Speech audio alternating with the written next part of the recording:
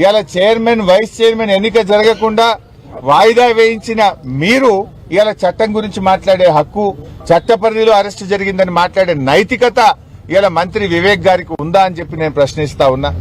ఇవాళ ప్రజాస్వామ్యాన్ని హత్య చేసినటువంటి మీకు చట్టాల గురించి మాట్లాడే నైతికత మంత్రి వివేక్ గారికి లేదు అని చెప్పి కూడా నేను ఈరోజు తెలియజేస్తా ఉన్నా. ముఖ్యంగా ఇవాళ మెదక్లో కూడా నేను పోలీస్ అధికారులను ఈ సందర్భంగా చెప్తా ఉన్నా. ఇవాళ ఇండ్ల మీద పడి విపరీతంగా హరాస్ చేస్తా ఉన్నారు. 13 మందిని అరెస్ట్ చేసినారు, వాళ్ళను కొడతా ఉన్నారు. ఇవాళ పోలీస్ స్టేషన్ లో ఉన్నటువంటి అరెస్ట్ అయినటువంటి బీఆర్ఎస్ కార్యకర్తలను కాంగ్రెస్ గుండాలొచ్చి కొడతా ఉన్నారు. ఇలా వాళ్ళను మధ్యలో అడవిలోకి తీసుకుపోయి కొడతా ఉన్నారు. ఇవన్నీ కూడా రేపు ఎంక్వైరీలకు వస్తాయి. ఈ రకమైనటువంటి దాడులు మంచి కావు. మా నాయకుడు రవీందర్ రెడ్డి గారు మంచిర్యాలలో ఉంటారు. నిన్న రాత్రి రవీందర్ రెడ్డి గారింటికి పోలీసులు వెళ్తే ఇలా వైఫ్ ఒక్కతే ఉంది ఇంట్లో. సరే ఇల్లు చెక్ చేసుకోండి, నో ప్రాబ్లం.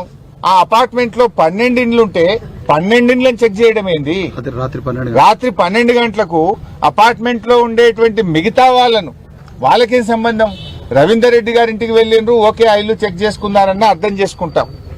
కానీ మిగతా 11 మంది ఆ అపార్ట్మెంట్ లో నివసిస్తున్నటువంటి వాళ్లను, ఫ్యామిలీస్ ను రాత్రిపూటపై వాళ్ళని వేధించడం అంటే ఇది ఎక్కడి ప్రజాస్వామ్యం అని మేము అడుగుతా ఉన్నాం.